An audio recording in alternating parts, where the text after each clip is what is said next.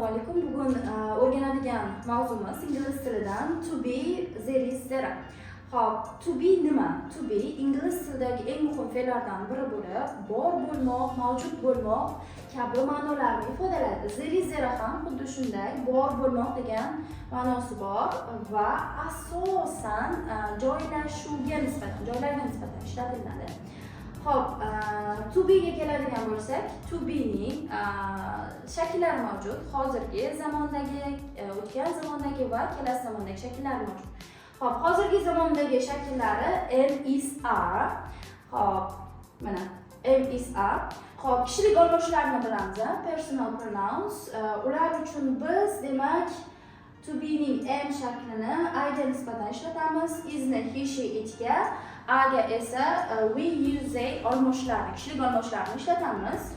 Xo'p, demak, buni tushuntiradigan bo'lsak, to be hozirgi zamondagi shakllari am, is, are.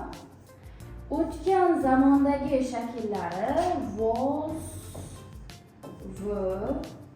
Kelasi zamondagi shakli esa will be tarzida ishlatilinadi. Will be tarzida ishlatilinadi. Xo'p, hammasi bir xil narsa, faqat zamonga qarab moslashadi. Xo'p, keling sizlar bilan bir mashq ko'rib chiqamiz. Xo'p, to be ning ko'makchilaridan foydalanib, men baxtliman demoqchimiz. Ingliz tilida qanday aytamiz? Xo'p, I am happy deymiz. Chunki I ga nisbatan am ishlatamiz. Xo'p, siz qo'rqqansiz demoqchimiz. Qaysi ishlatamiz? Yes, am ishlatamiz. Xo'p, u kichkina demoqchimiz. Xo'p, he is small. Xo'p, u hayratlangan demoqchimiz. Qanday bo'ladi? She is surprised. Xo'p, bu malla demoqchimiz. Demak, bu it is brown. Xo'p, biz yoshmiz demoqchimiz.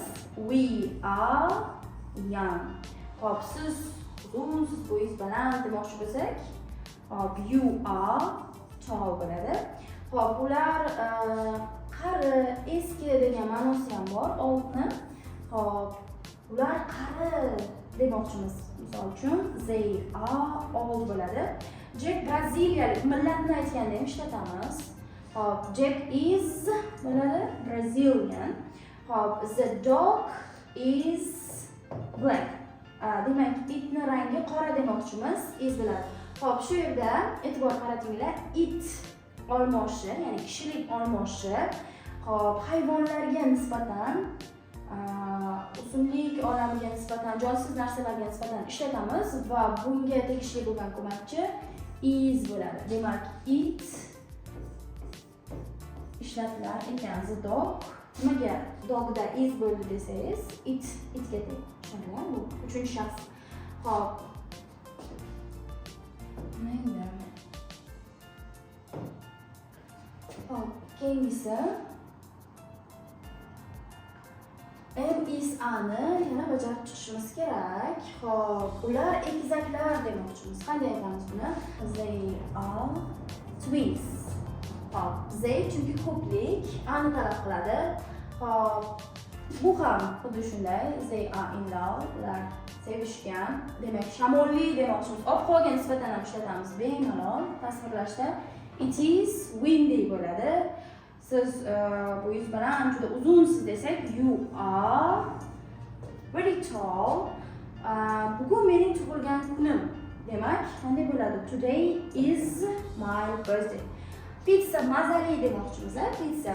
The pizza is delicious. Xo'p, pizza xo'p, itga teng va u is oladi. Xo'p, demak, bugun juda ham issiq demoqchimiz. It is very hot.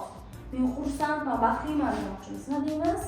I am happy. Xo'p, mening ukam yoki akam kasal holatni ifodalayapmiz. Nima deymiz? Is my brother is ill. Bu nima uchun is oldi? He ga teng. Erkaklarga nisbatan. He, she, it boyagi slaydda ko'rdingiz. Is ni qabul qiladi. Biz do'stlarmiz desak, we are friends bo'ladi. Mening mashinam yangi. Bor qarating. Is new. They are tired. Ular charchagan. Demak, to be biror kishi yoki narsaning qanaqa ekanligini aytishda ishlatiladi. Holatini, joylashuvini, yoshini, rangini aytishda bemalol ishlatishimiz mumkin. Xo'p. Demak, mana bu mashqni o'zingiz hozirgi zamondagi to be'ning shakllaridan foydalanib to'ldirib chiqing. Men studentman, u student, biz studentmiz, siz studentsiz, u student va hokazolarni aytishda am is dan foydalanib turishingiz kerak. Xo'p, keling, I ga nima bo'ldi? I ga am bo'ldi. I ga demak am bo'ldi. He ga is, we ga are, you ga are, she ga is, Tom he ga teng va nima oladi? Yes, is oladi. Hop, Tom and like e'tibor qarating. Hop, bu ikkita shaxs va ikkita shaxs they bo'ladi. They ya'ni ko'plik bo'ladi va they ga nima ishlatdik boya? A shaklini ishlatdik. Demak, A qo'yamiz bu yerga. Hop, I ga demak am, you ga are, they ga are. Hop, tushunarli bo'lsa, keyingi slaydga o'tamiz. Hop, demak, there is zera bor bo'lmoq degan ma'noni ifodalaydi. Hop, asosan joylarga nisbatan ishlatamiz. Demak, uning 3 xil shakli mavjud: positive, negative and interrogative. Hop, pozitiv ya'ni darak, inkor, so'roq shakllari mavjud. Darak shaklida zera mana shunday tartibda bo'ladi. Undan keyin biror narsaning nomi keladi. Hop, inkor shaklida esa zeradan keyin not qo'yamiz. Not inkor yuklamasini qo'yamiz. Hop, interrogative so'roq shaklida esa am is ani zerdan oldinga chiqaramiz. Ya'ni aniqroq qilib aytadigan bo'lsak, hop, aniqroq qilib aytadigan bo'lsak, there is zera. Ikkalasini ham ma'nosi demak bor degan ma'noda ishlatiladi. Bor asosan joylarga. Hop, bu darak shakli zeradan keyin buni formula qilib beradigan bo'lsam, gap tuzishda zeradan keyin plus nima bor ekanligini aytmoqchi bo'lsangiz, o'sha ot shu yerga qo'yiladi. Nima bor bo'lsa, o'sha ot mana shu yerga qo'yiladi. Hop, plus joy nomi qo'yamiz. Mana shu tartibda tuzishimiz mumkin. Hozir buni misollarda ko'rib chiqamiz. Hop, bu darak shakli. Darak gap tuzmoqchi bo'lsak, mana shu shakldan foydalanamiz. So'roq shakliga aylantirmoqchi bo'lsak, mana bu ko'makchini, tupini ko'makchisi am is ani zerdan oldinga chiqaramiz. So'roq interrogativ formatini yasash uchun. Hop, inkor shaklida esa is va adan keyin not inkor yuklamasini qo'yamiz. Demak, hop, misol uchun keling bir gap tuzamiz. Xonada deylik bitta stulcha bor. Hop.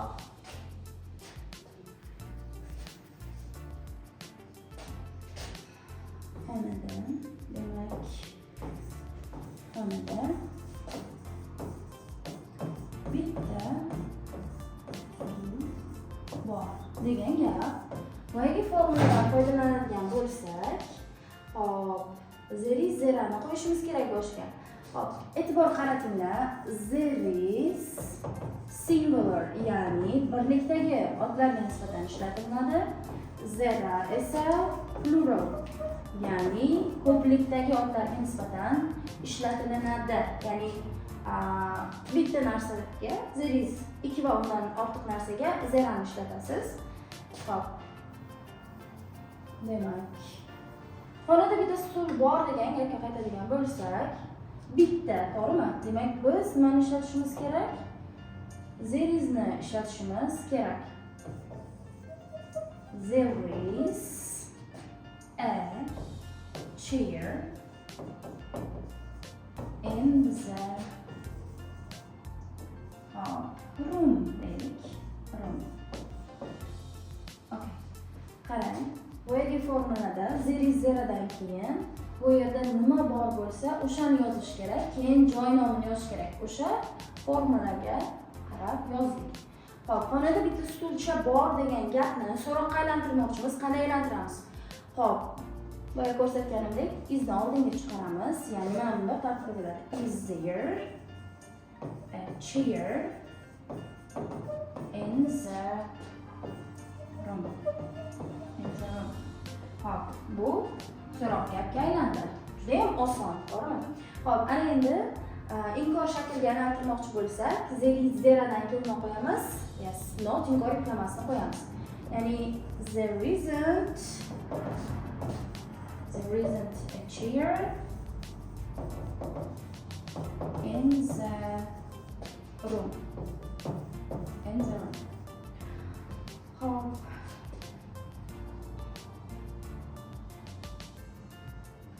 Ana endi slaydga qaytadigan bo'lsak,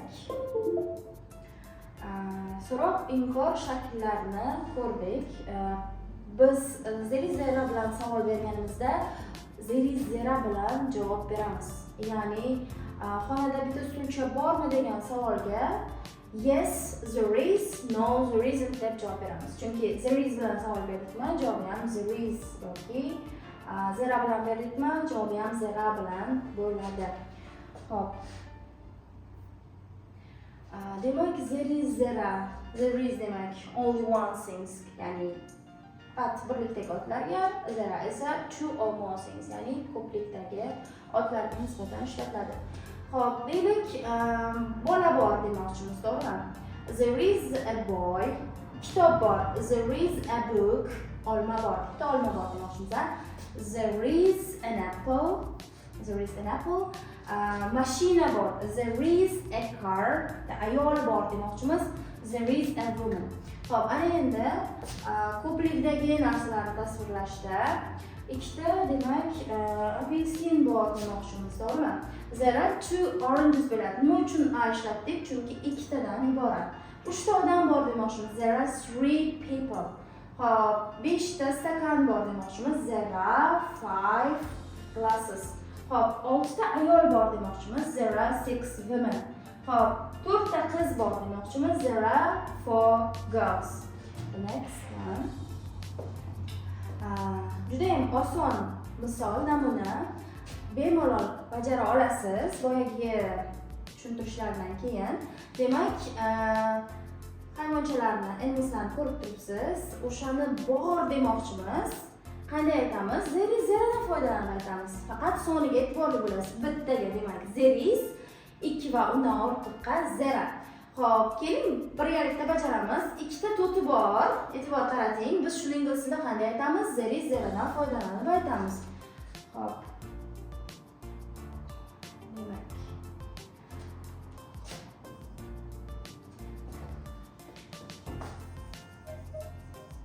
Zero, 2 parrots. Nimaga? Chunki ikkita. O'sha uchun ham zerodan foydalandik. Bitta demak she'r bor ekan. There is a lion bo'ladi. Chunki birlikka there is ishlatamiz. Xo'p, 3 ta demak toshbaqa bor ekan. Zero ishlatamiz. Zero, 3 turtles. Xo'p, demak bitta begemot bor ekan. There is a hippo. Hop. Endi bitta sichqon bor demoqchimiz. There is a mouse. There is a mouse. Ikkita quyon bor demoqchimiz. Rasmda desak, endi picture deb bemalol aytishimiz mumkin. There 2 rabbits in the picture. Juda ham oson, diqqat qilsangiz. Hop, bitta mushuk bor dengchi. Hop, there is a cat bo'ladi. Chunki bitta, shuning uchun ham biz there is dan foydalanamiz. Hop. Keyingisi bu ham shunga o'xshash misollar. O'zingiz bemalol mavzuni tushunganligingizni bilishingiz uchun bemalol bajarib chiqishingiz mumkin. Bitta kompyuter bor, ikkita qaychi bor, demak, ikkita marker bor, bitta maktab sumkasi bor, 3 ta qalam bor, bitta chizg'ich bor va 7 ta kitob bor degan gapni biz zeri-zeradan foydalanib turishimiz kerak. Bu sizga vazifa bo'ladi, mavzuni qanchalik tushunganingizni bilish uchun. Hop, o'zingiz mustaqil bajaring va tekshirib ko'ring. Birlikdagi narsaga zeriz, ko'plikdagi narsaga zera ishlatasiz. Hop. Mana bu ham xuddi shunga o'xshash misol. Sonlari bilan berib qo'yilgan birlik ko'plikda bemalol bajarib ko'rishingiz mumkin tushunish uchun. Hop, ana endi bu namunani mustahkamlash uchun bajarsangiz bo'ladi. Ya'ni qanday bajaramiz? Rasmchidan foydalangan holatda bajaramiz. Is there a radio under the table debdi. Hop, demak, stolning tagida radio bormi? Qaraymiz, stolning tagida radio bormi? Hop, demak, stolning tagida radio yo'q. Yo'q demoqchi bo'lsak, biz no there isn't deb javob berishimiz kerak. Hop, savollarga javob berishingiz kerak. Are there 2 pillows on the sofa? Demak, divan ustida ikkita yostiq bormi? Hop, ko'rib turganingizdek ikkita yostiq yo'q. Demak, javob berganimizda no there are not dan foydalanamiz. Hop, keyingilarni ham xuddi shunday tartibda bajarasiz. Hop. Demak, mana bu yerda zeri-zeradan birini tanlashimiz kerak. Hop, birgalikda bajaraylik. Hop, endi xonada bitta demak kitob javoni bor ekan. Hop, qanday aytamiz? Zerami yoki zerizmi? E'tibor qarating. Bitta deyapman. Yes, bitta narsaga zeriz ishlatasiz. Zeriz bo'ladi. Ikkita xonada ikkita stulcha bor ekan, stol bor ekan. Hop, demak, zera bo'ladi. Hop, partani ustida 10 ta kitob bor ekan, kitoblar bor ekan. Demak, ko'plik bo'lganligi uchun zeradan foydalanamiz. Hop, demak, partaning tagida sumka bor. E'tibor qarating, bitta sumka. Demak, artikli bittaga nisbatan ishlatiladi. Biz qaysidan foydalanamiz? Izdan foydalanamiz. Hop, demak, divanning yonida soat bor demoqchimiz. E'tibor qarating, bittalikka ishlatilyapti. Birlikdagi otlarga. Demak, izni qo'yamiz. Hop. Bu misollarni o'zingizni qanchalik darajada tushunganingizni mustahkamlash uchun to'ldirib chiqishingiz kerak namunani. Hop. Bitta mashina ko'ryapsiz, ko'p. Mana bu yerda cherilar berilgan. Birlikka demak is, ko'plikka a kabi tartibda to'ldirib chiqasiz. Ushbu mashqlarni Telegram kanalimizdan topishingiz mumkin. Bizni kuzatishda davom eting. Onlayn darslarimiz davom etadi.